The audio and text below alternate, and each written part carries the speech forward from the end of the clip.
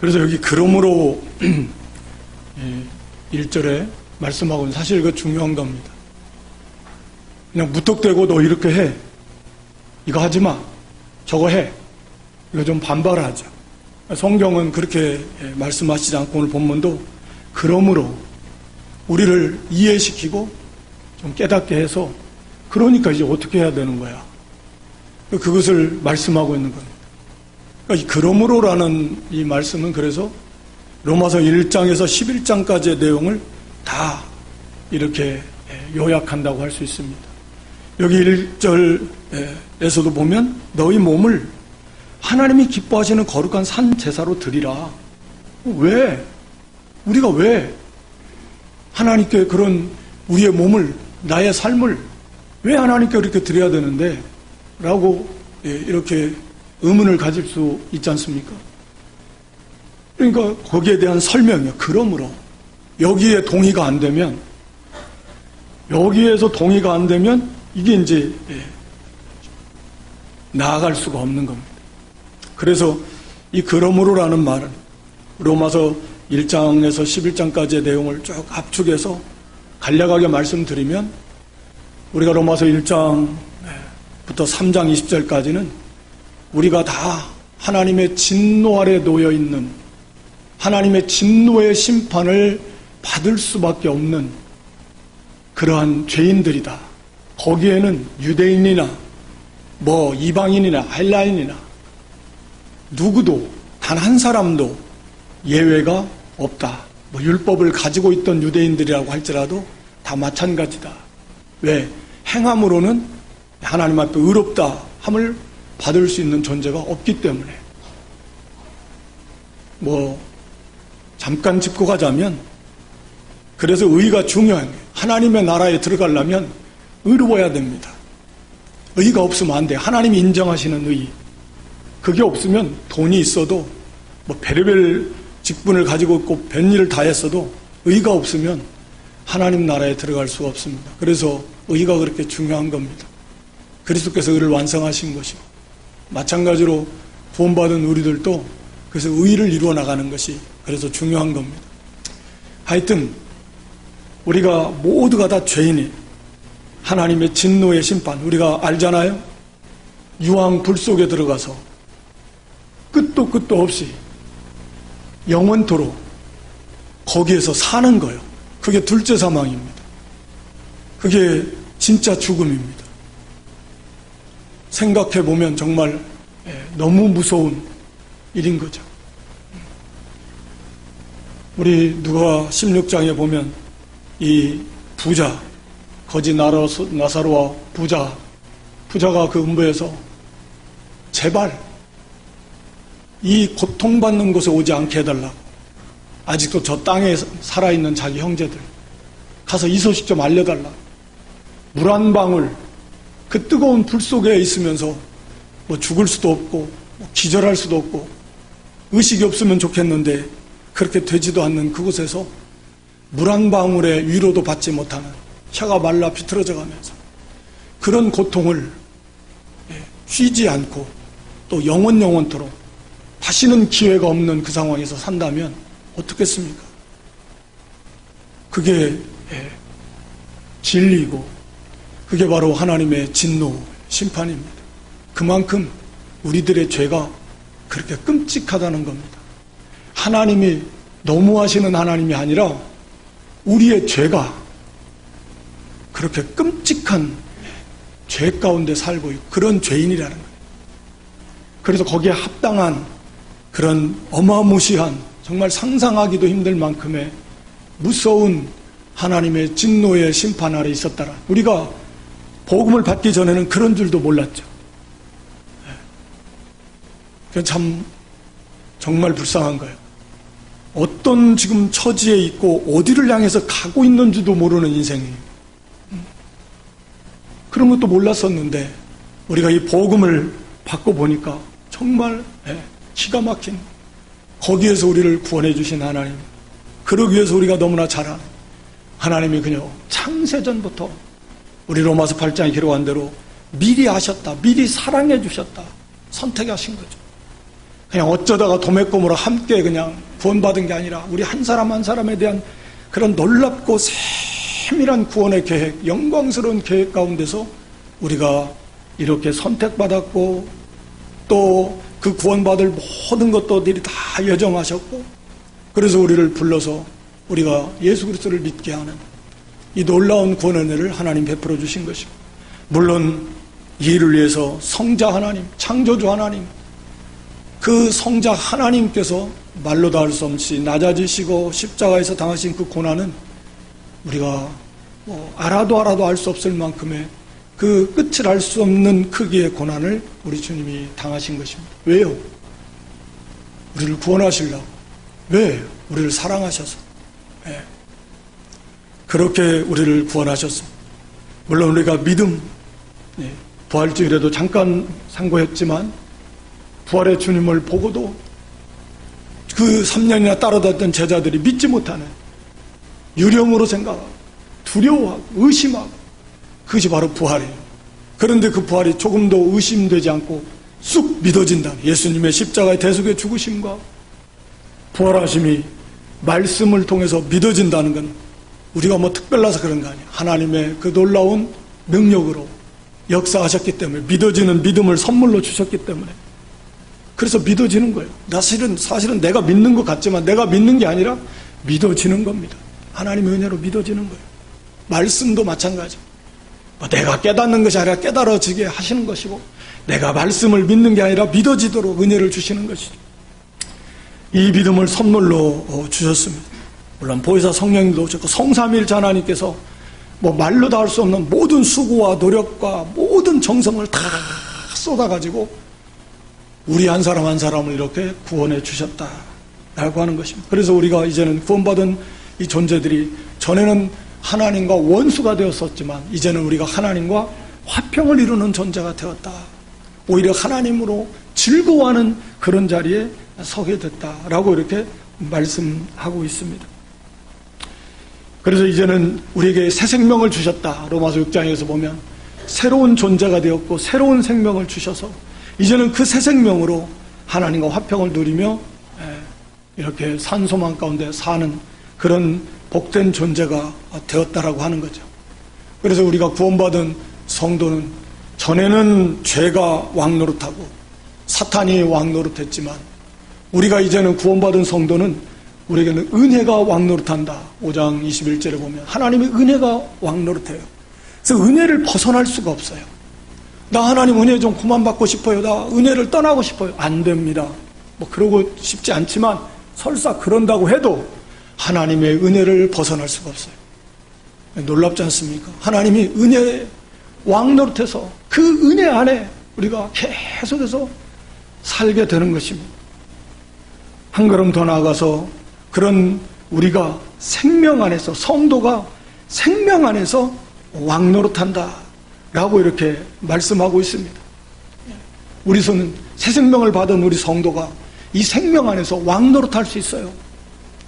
우리에게 끊임없이 부어주신 그 은혜 가운데 우리가 왕노릇해서 죄도 물리칠 수 있고 마귀도 이길 수 있고 모든 원수를 다 이길 수 있어요. 전에는 종이어서 거부할 수가 없어요. 그냥 끌려다녔습니다. 그러나 이제는 그걸 얼마든지 물리칠 수 있습니다.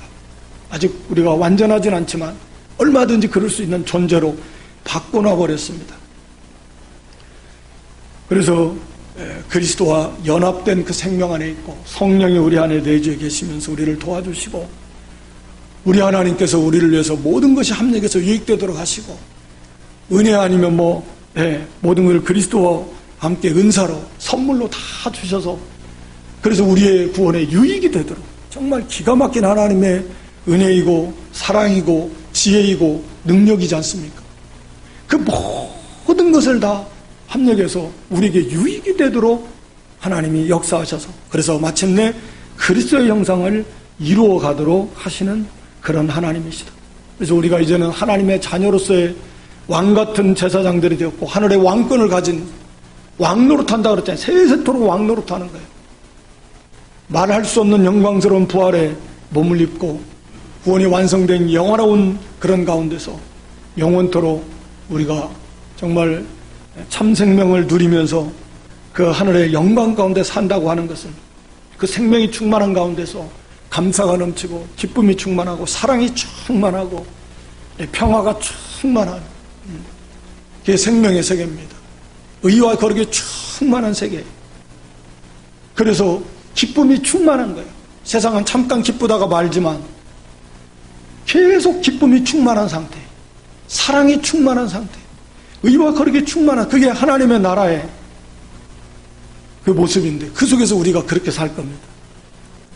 물론 하늘에 큰 자가 있고 작은 자가 있고 우리의 섬김의 정도에 따라서 부활체의 영광도 다르고 하늘의 권세도 다르지만 그럼에도 불구하고 이 모든 영광을 다 누리면서 이렇게 사는, 정말 상상도 할 수 없는 이런 은혜와 복을 우리에게 다 베풀어 주셨다. 그러므로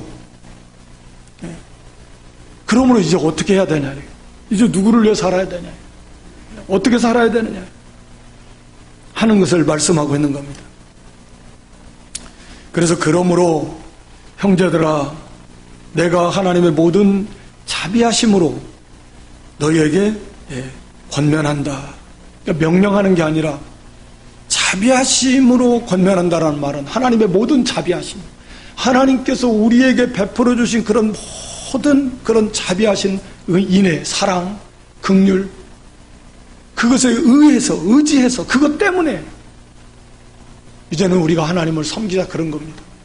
그저 법적으로 당연히 우리는 그래야 하고 또 그렇게 할 수 있고 또 명령할 수 있습니다. 그러나 사도 바울은 그런 의무적인 것, 그런 면이 아니라, 물론 그런 면도 있지만 하나님의 모든 자비하심에 의해서 우리에게 베풀어 주신 그 사랑을 생각할 때 우리가 그 사랑에 정말 감사해서, 감격해서, 차원함으로, 우리 하나님을 사랑함으로 이제는 우리의 삶을, 너희 몸을, 너희 전 인격, 전 삶을 하나님이 기뻐하시는 거룩한 산 제사로 드리라. 이는 너희의 드릴 영적 예배니라. 우리가 그러므로 이 하나님의 은혜를 깨닫는 자라면 정말 그렇습니다. 나 같은 것이 무엇이라고 늘 우리가 고백하겠지만 그 사랑에 감사, 그 은혜 너무 감사해서 우리 같은 거 하나님이 선택 안 하시고 구원 안 하셔도 우리가 하나님 앞에 할 말이 없다 그랬습니다. 그건 하나님의 권리입니다. 하나님이 하셔도 되고 안 하셔도 됩니다. 그래, 우리를 선택하셔도 되고 안 하셔도 되고 우리를 구원하셔도 되고 안 하셔도 돼요. 거기에 대해서 우리는 따질 자격도 없고 따질 수도 없습니다. 그건 하나님의 정당한 권리이십니다. 하나님 편에서 그렇게 그런 희생, 그런 수고, 그런 고난을 받으면서 우리를 구원해 주셔야 될 의무는 없어요. 다만 하나님의 사랑이에요. 무조건적인 선택이고 하나님의 측량할 수 없는 은혜고 사랑입니다. 우리가 그 사랑에 정말 감사해서, 감격해서 우리가 늘 입술로만 고백하지만 진짜 이 땅에서는 어떻게 되면 정말 도달하기 어렵지만 마음을 다해서, 성품을 다해서, 목숨을 다해서, 뜻을 다해서, 힘을 다해서 하나님을 사랑하고 하나님을 섬긴 거, 예배하는 건 하나님을 섬기는 거 아닙니까? 온전히 헌신해서 하나님을 섬기는 삶을 살아라. 너희 몸을, 너희 삶을, 너희 인격을. 그래서 하나님이 기뻐하시는 거룩한 산제사라. 산제사라는 말은 그 말씀이 어떻게 보면 참 역설적인 표현이기도 한데요. 우리가 제사라는 말은 구약의 표현입니다. 구약의 제물은 다 죽였습니다. 잡아서 피를 다 쏟고 껍질을 벗기고 조각을 내서 그래서 번제단 위에 놓아서 불로 태워버립니다. 그래서 그 연기가 하나님을 받으시고 하나님의 진노를 이렇게 누그러뜨리는, 하나님을 영화롭게 하는 산 제물이고 산 제사인데요. 하나님 받으시는 거. 그러니까 역설적이에요. 죽어야, 이 제물이 죽어야 하나님이 기뻐 받으시는, 그러니까 완전한 본이 되신 예수 그리스도, 자기를 완전히 부인하시고 하늘의 영광도 다 내려놓고 진짜 낮아지신 분입니다. 성자 하나님은 영광의 하나님이시지만 예수 그리스도는, 이 땅에 오신 예수 그리스도는 지극히 낮아지신 것입니다. 실제로 낮아지셨습니다. 그리고 그런 고난을 다 받으시고 자기를 다 부인하시고 십자가에 죽으시기까지 자기를 다 부인한 거예요. 그래서 완벽하게 하나님이 기뻐하시는 완전한 제사, 의를 완성하신 완전한 우리를 위한 속죄의 제물, 제사, 또 화목제물, 화목제사 다 완성하셨습니다. 그래서 예수님 자신이 자신을 완전히 다 부인하셨기 때문입니다. 우리의 삶도 너희 몸을 하나님이 기뻐하시는 거룩한 산 제사로 드리라. 우리가 하나님이 기뻐하시는 산 제사의 삶을 살려면 자기가 그래서 다 부인돼야 됩니다. 예수님께서도 너희가 나를 따라오려면 무엇을 해야 되는 첫 번째가 자기를 부인하라는 거예요. 이게 죽이는 겁니다. 자기를 죽이는 거. 사도 바울도 날마다 자기를 쳐서 자기를 치는 거예요.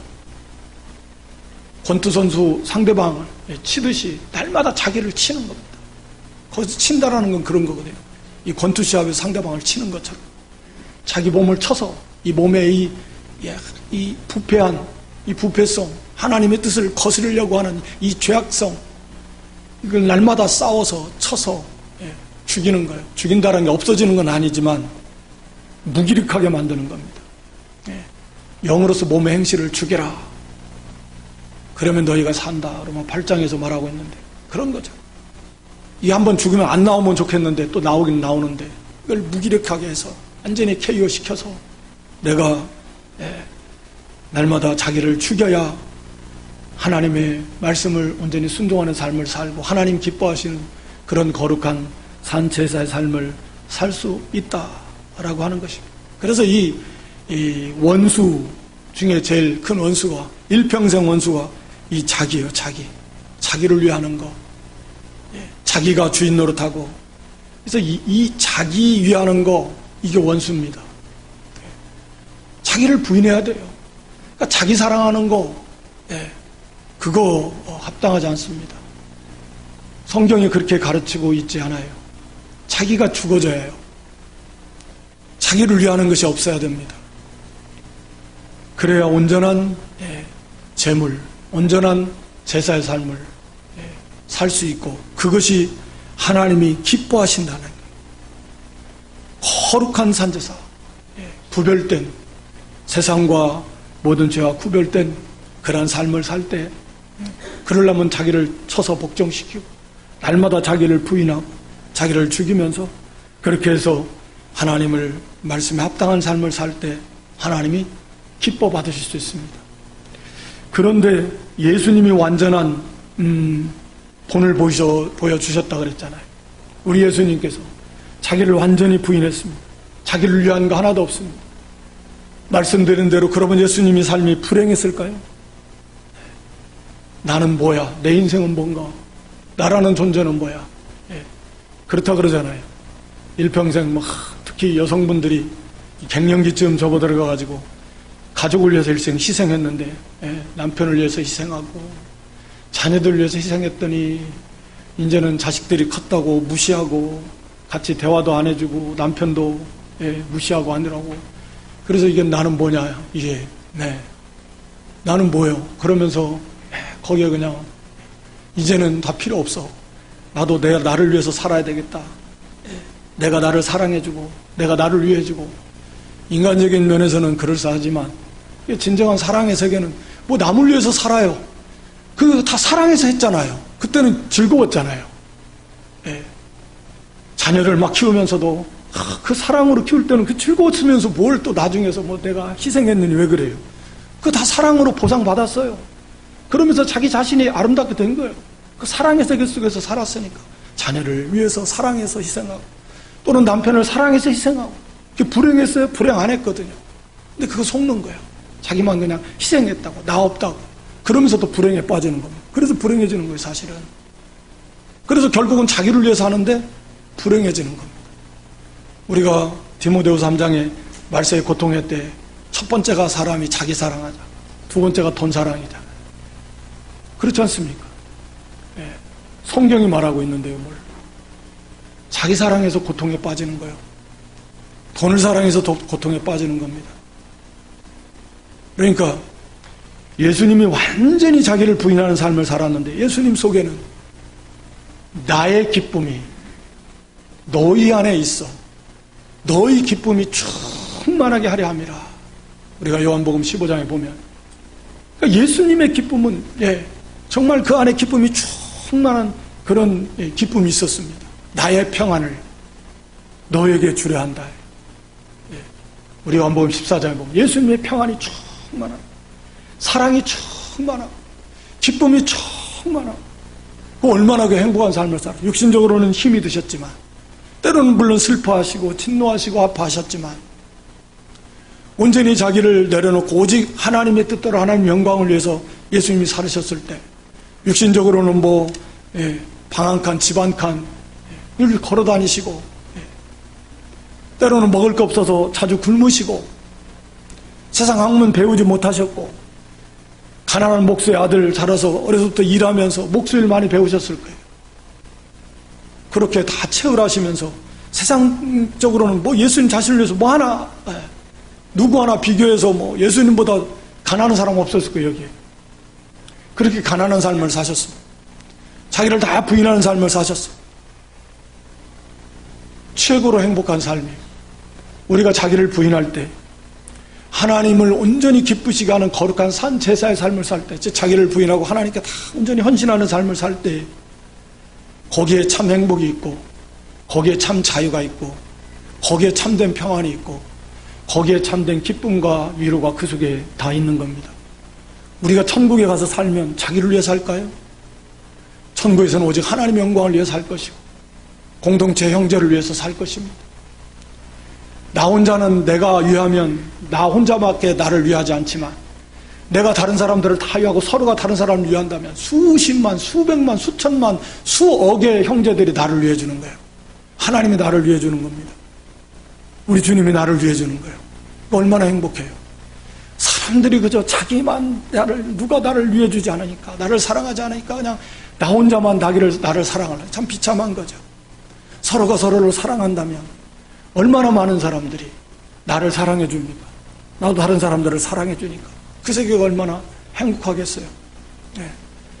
난 이게 속아가지고 그래서 뭐가 바뀌어야 되냐면 그래서 이 생각과 가치관이 바뀌어야 되는 겁니다. 오늘 본문이 그걸 말씀하고 있는 겁니다. 그래서 어떻게 우리가 자기를 부인하고 하나님을 기쁘시게 하는 온전히 자신을 희생하고 하나님을 기쁘시게 하는 삶을 살 수 있을까? 그게 어렵잖아요. 사실 어렵습니다. 여기 2절에 보면 너희는 이 세대를 본받지 말라. 우리가 이 세상에 살고 있는데 이 세대를 본받으면 안 된다라는 거예요. 이 세상 사람들의 그런 삶의 모습들, 이 세상 사람들이 살아가는 그들이 추구하는 그런 것들, 다시 말하면 그들의 어떤 사고방식, 그들의 사상과 가치관, 그들의 생각이 그렇고 사상이 그렇고 가치관이 그렇기 때문에 그런 삶을 사는 거잖아요, 사람이. 그러니까 이 세상의 삶이라는 건 그런 거거든요. 성경이 말하는 대로 이 세대는 악하고 음란한 세대예요. 하나님을 떠난 세대예요. 하나님을 떠난 것이 음란한 것이고 하나님을 모르는 것이 악한 것입니다. 거기 악의 근본이에요. 무슨 흉악한 일을 해야만 악인이 아니에요. 하나님이 없다, 하나님을 모르는 것, 그게 제일 큰 죄입니다. 자식이 부모 없다 그러면 그런 자식을 뭐라고 막 했잖아요. 욕할 때 옛날에. 아니 자기를 낳아주고 길러준 분이 부모님인데 나는 부모 없다. 천하에 저렇게 못된, 우리를 창조하시고 태어나게 하시고 양육하시고 하늘과 땅과 모든 건설을 다 주셨습니다. 그러면서 그 가운데 살면서 하나님 없다, 하나님 모른다, 그런 나쁜 그런 죄인이 어디 있습니까? 하나님 안 섬기는 거, 모른다고 하는 거. 몰라도 죄는 죄입니다. 얼마나 그게 큰 죄인가. 왜 악이라고 하는 건 그래요. 이 세상이 다른 거기서부터 비롯해가지고 이런 모든 도덕적 악도 가득하지만 근본적으로 하나님을 모르기 때문에 악할 수밖에 없습니다. 그 자체가 악이니까. 하나님을 떠나 있기 때문에 음란한 겁니다. 헛된 것들, 우상들을 섬기고, 그것이 이제 육신의 음행으로 반드시 이어지는 겁니다.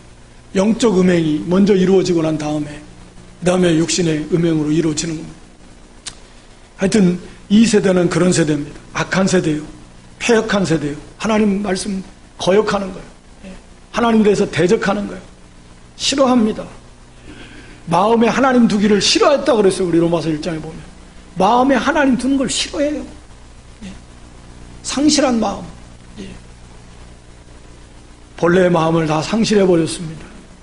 그래서 이제는 이제 이 세대를 본받으면 안 됩니다. 이 세상에는 이 세상 신이라고 그랬어요. 고린도 4장에 보면 4절에 이 세상 신 사탄이, 에베소 2장에 보면 공중의 권세 잡은 자, 인간의 사상을 주장하는 게 공중의 권세 잡았다는 건 그런 거거든요. 이 마귀가 이 뒤에서 인간들을 이렇게 지배하고, 사람은 그건 모르지만 그래서 자기 욕심대로 따라서 살고 사탄의 지배를 받으면서 살고, 우리가 잘 아는 대로 죄의 종, 마귀의 종, 사망의 종로로 타면서 그렇게 자기 욕심대로 그 자기를 위해서 살아가는, 인간의 지혜와 지식을 가지고 그렇게 삽니다. 그래서 세상 사람들은 그런 가치관을 가지고 그걸 향해서 갑니다. 돈이 있어야 행복해. 세상 가치관은 그런 거예요. 물질, 세상에 속한 거, 명예, 영광, 오직 세상에 속한 것을 그걸 얻기 위해서 때로는 수단과 방법을 가리지 않고 그걸 향해서 갑니다. 뭐 우리가 모르는 건 아닌데 사실은 우리가 하나님을 섬긴다고 하면서도 여전히 이런 죄악된 모습들이 우리 안에 없어지지 않을 뿐만 아니라 때로는 거기에 지배를 당하고, 그래서 성경이 많이 말씀하고 있는 겁니다. 그런 물질에 관해서. 그만큼 우리 삶에 밀접하고 중요한 문제이기 때문에 신앙생활에. 그래서 우리가 이 세상적인 이 세대를 본받지 말고 이 세상 사람들의 사고방식과 그들의 추구하는 그런 목적, 그들의 살아가는 삶의 모습, 방식들, 우리가 그런 것들을 본받지 말자라고 하는 거죠. 그래서 세상을 본받지 말고 그 다음에 마음을 새롭게 하라. 오직 마음이 새로워져야 그 다음에 뭐가 일어나요? 변화를 받습니다. 오직 마음을 새롭게 함으로 변화를 받아라. 사람이 변화가 되려면 마음이 새로워져야 됩니다. 마음은 우리가 인격의 중심 기관이지 않습니까? 여기서 마음이라고 사용되어진 헬라어 단어의 문자적인 의미는 한 어떠한 대상에 대해서 내가 저것을 어떻게 생각하는가, 그걸 어떻게 인식하는가, 저걸 어떻게 내가 바라보는가, 라는 거는 어떤 생각, 사고방식, 어떤 이해력, 지각력, 이런 것을 말합니다. 우리가 어떠한 것을 볼 때 저걸 어떻게 이해하고 어떻게 받아들이고, 그러니까 예를 들어서 쉽게 말하면 우리의 행복감을 가지고 왔을 때, 행복이라는 걸 볼 때 그걸 어떻게 이해를 하고 어떤 사고, 어떤 생각을 가지고 거기에 대해서 어떻게 대할 것이냐, 어떤 것을 볼 때 그걸 어떤 관점에서 바라볼 것이냐 이제 하는 것들이에요. 그러니까 마음, 생각, 어떤 사고방식, 나의 그 사상과 가치관이 근본적으로 이게 변하지 않으면, 즉 이 마음이 변하지 않으면 사람은 안 변한다는 겁니다. 당연히 그러겠죠. 그냥 껍데기만 그냥 일시적으로 하는 거죠. 내 중심으로부터 이게 변해야 된다는 거예요. 그러니까 마음이 변해. 마음이 새로워져야. 기존의 것 다 이 세상 사람처럼 다 우리도 전에는, 우리가 에베소 2장에 말한 전에는 다 우리도 육체의 욕심을 따라서 살고 자기를 위해서 살고 자기 생각대로 살고 세상과 세상에 속한 것을 목적으로 살고 삼고 살았습니다. 다 똑같아요. 다 알아요. 이제 그런 그 사고방식, 그런 가치관, 그런 사상, 그런 인생관, 세계관, 물질관, 행복관, 모든 관을, 그런 생각을 이제는 새롭게 해라는 거죠. 이 마음을 새롭게 하는 거예요. 그래서 내 속에서부터 우리가 영적으로는 새 생명을 받았고 새로운 피조물이 되었고 새로운 존재가 되었습니다. 여전히 아직도 우리의 마음과 이 생각과 가치관이, 이 모든 관이 온전히 변화가 되어는 그건 과정이죠. 변화가 되어져 가야 됩니다. 우리의 성화의 과정이기도 하고 우리의 구원을 이루어 나가는 과정이 그 마음이 변해야 된다는 거예요. 새롭게 돼야, 그래야 나의 인격이 변하고 나의 삶이 변화가 되는 것입니다. 그러면 그것이 새롭게 되려면, 그래서 변화를 되려면 어떻게 해야 되는가? 그것은 당연히 다른 게 없습니다. 오직 말씀과 성령의 은혜 속에서만 우리가 새로워질 수, 이 마음이 새로워질 수 있습니다. 마태복음 13장 23절, 마태복음 13장 하면 거기에 중요한 유명한 내용이 비유잖아요. 씨 뿌리는 비유가 그 속에 있는데, 거기에 뭐 천국 비유도 있고, 마태복음 13장 23절, 성경을 막 넘기시니까 저도 또 넘겨서 찾아봐야 되겠네요. 마태복음 13장 23절 찾으셨으면 우리 같이 한 목소리로 읽도록 하겠습니다. 좋은 땅에 뿌리었다는 것은 말씀을 듣고 깨닫는 자니 결실하여 혹 100배, 혹 60배, 혹 30배가 되느니라 하시더라. 예, 우리 성도가 열매를 맺는데요. 이 열매 결실하는 거, 이건 사람이 인격이 변화되는 거고요. 삶이 변화되는 건데, 어떤 사람이 열매를 맺어요? 예, 말씀을 듣고 깨닫는 사람입니다. 깨닫는 사람. 깨달아야 변화가 일어나서 열매를 맺게 된다, 이렇게 말하고 있습니다. 골로새서 1장 6절 제가 읽겠습니다. 골로새서 1장 6절에 보면, 이 복음이 이미 너희에게 이름에 너희가 듣고 참으로 하나님의 은혜를 깨달은 날부터 너희 중에서와 같이 또한 온 천하에서도 열매를 맺어 자라는도다. 말씀을, 복음을 듣고 하나님의 은혜를 깨달은 날부터 사람이 변화되기 시작해서 열매를 맺고 자라나고 그렇게 되는 것입니다. 그러니까 이 마음이 새롭게 되어서 변화가 되려면 깨달아져야 된다 라고 하는 것입니다. 깨달아진다라는 단어의 그 문자적인 의미는 어떠한 대상과 나의 생각이 일치가 되는 걸 말합니다. 하나가 일치가 되는 거예요. 그러니까 하나님의 말씀이 깨달아진다라는 것은 그 말씀에 내가 일치가 되는데, 내 지성과 내 감정과 내 의지, 내 이성이 거기에 그렇다라고 동의를 하는 것입니다. 그래, 맞아, 이거야. 아, 그렇구나. 그래. 그래서 이제 거기에 의지도, 그래, 앞으로는 내가 이렇게 가야 되겠다. 내가 이렇게 살아야 되겠다. 내가 이것을 행해야 되겠다. 이게 깨달아지는 거예요. 그러니까 당연히 변화가 나타나고 열매가 나타납니다. 그러니까 우리가 말씀을 들을 때 말씀을 통해서 기쁘고 위로도 받고 힘도 얻고 즐겁고, 그래, 그렇게만 되면 안 되고 거기에서 그래, 맞아, 이거야. 내가 동의가 되면서 내 의지까지 거기에 다 딱 일치가 되어서 그래, 내가 이렇게 살아야지. 이게 깨달아진다라는 그런 의미입니다. 그러니까 변화가 일어나는 거예요. 예수님께서도 우리가 누가 24장 거기 45절에 보면 그 제자들에게 나타나서 그들의 마음을 열어서 성경을 깨닫게 하는 거예요. 마음을 열어 성경을 깨닫게 하는 거예요. 그래야 거기가 그 깨달아질 때 이 변화가 나타나고, 우리 사도행전 16장 14절에도 루디아의 마음을 열어주셨다. 거기는 깨닫다는 말씀은 없는데, 루디아의 마음을 열어서 말씀을 청종 듣고 따르게 했다. 그러니까 마음을 열어서 깨닫게 하시는 거예요. 하나님이 하시는 겁니다. 하나님이 깨닫게 하시는 거예요.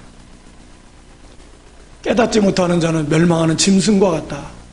우리 사람이 존귀한 존재인데 깨닫지 못하니까, 지식으로는 알지 몰라도 진정 깨달음이 없으니까 멸망하는 짐승과 같다. 우리 시편 49편 마지막 20절인 거 보면 나와요. 우리 호세아서에도 그럽니다. 내 백성이 지식이 없음으로 망할 뿐만 아니라 깨닫지 못함으로 망하는 거예요. 지식은, 하나님은 참 지식이에요. 그러니까 이런 우리가 단순한 그런 인식하는 그런 지적 지식은 가지고 있을지 몰라도 진정한 깨달음이 없어서, 그래서 결국은 망하고 마는 것입니다. 그래서 마음이 새롭게 되려면 하나님의 말씀과 성령의 은혜 속에서 이게 이루어져야 됩니다.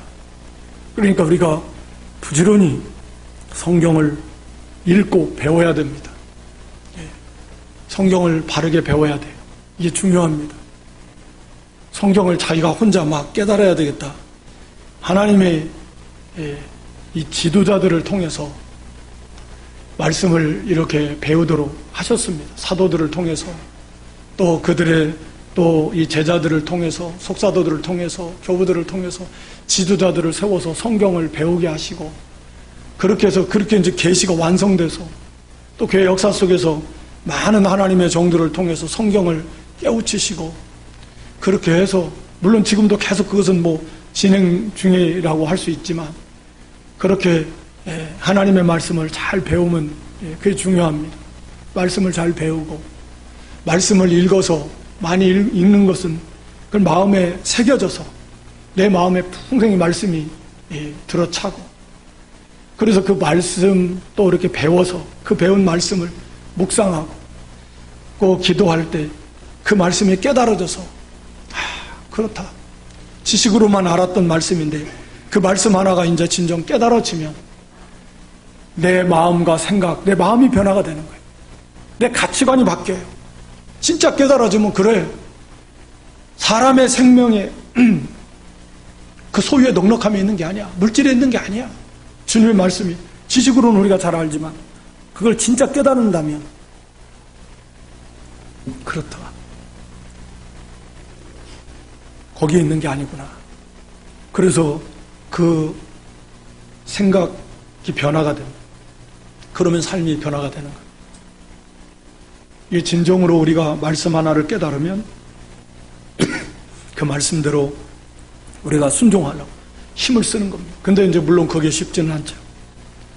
우리가 잘 아는 대로 그게 이제 그 길을 걸어 나가는 데 있어서 사실은 많은 그런 영적인 싸움이 이렇게 필요합니다.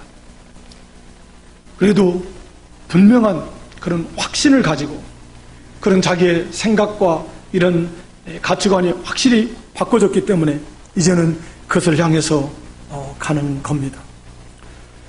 그래서 하나님의 선하시고 기뻐하시고 온전하신 뜻이 무엇인지 분별해라. 이제는 하나님의 선하시고 기뻐하시고 온전하신 뜻을 분별해서 그 뜻대로 걸어가는 것이 그것이 우리의 이제는 온전한 하나님이 기뻐 받으시는 영적 예배에 합당한 예배요 영적 예배의 삶이다 라고 하는 것입니다. 이걸 깨달아서 그래 이 말씀대로 자기를 부인하고 오늘 주신 말씀대로 마찬가지입니다. 자기를 부인해서 자기를 위하면 위할수록 불행해지고 비참해지는데 우리가 오직 예수님처럼 철저하게 자기를 부인해 그게 산제사, 자기를 죽여야 그게 산제사를 드릴 수 있고 하나님 기뻐하시. 그럴 때 우리의 삶도 행복하다. 우리가 이 지식으로 이런 말씀 그냥 지식으로만 받는 게 아니라 그렇구나. 그래. 이제는 나를 위해서가 아니다.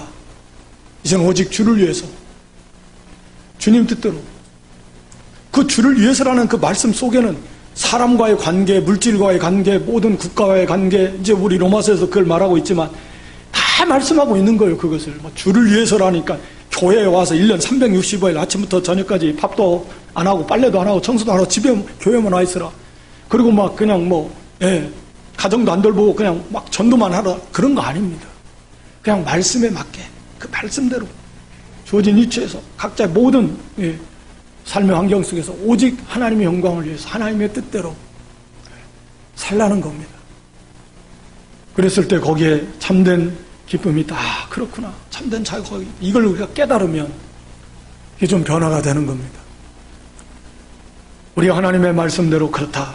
내가 이제는 하나님의 영광을 위해서 여기 오늘 하나님의 선하시고 기뻐하시고 온전하신 뜻이 오직 하나님은 우리를 향하신 그 선하시고 기뻐하신 그 온전하신 뜻, 그 뜻대로 우리가 살면 얼마나 우리가 선한 사람이 되고 또 하나님이 기뻐하신 우리는 또 얼마나 기쁘고 우리가 또 얼마나 온전한 사람이 될까. 그리스도를 닮아가는 사람이다.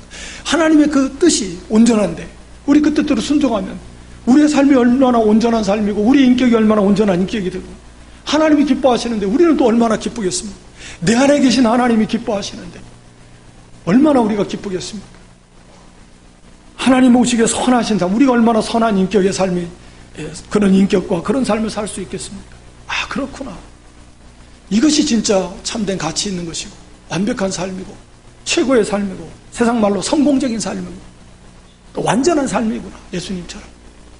정말 이것이 이 시간에 저와 여러분이 정말 깨달아져서 우리의 마음이 좀 새롭게 되어서 우리의 생각과 사고와 가치관이 다 마음이 바뀌어져서 하나님의 말씀에 맞게 이제는 그 말씀대로 그 뜻을 분별해서 하나님의 선하신 뜻, 기뻐하신 뜻, 온전하신 뜻을 나의 삶 속에서 분별해서 그 뜻대로 순종함으로 참으로 우리의 삶이 하나님이 기뻐 받으시는 그런 영적 예배요 또 온전한 그런 예배의 삶이 되는, 정말 하나님의 사랑에 억만 분이라도 좀 보답해드리고 그렇게 하나님을 기쁘시게 하는 삶을 사는, 그런데 오히려 그걸 통해서 결과적으로는 혜택을 우리가 받아요. 또 하나님을 영화롭게 하고 하나님께 온전히 헌신의 삶을 드렸는데 이 땅에서도 혜택을 우리가 받고 천국에서도 우리가 혜택을 또 받는, 그러니까 그냥 결국은 하나님의 은혜이고 하나님의 사랑이고 하나님의 복이고, 이걸 좀 깨달아서 정말 마음이 새롭게 되고 변화가 되는 그런 역사가 저와 여러분 가운데 있기를 주님의 이름으로 축원합니다.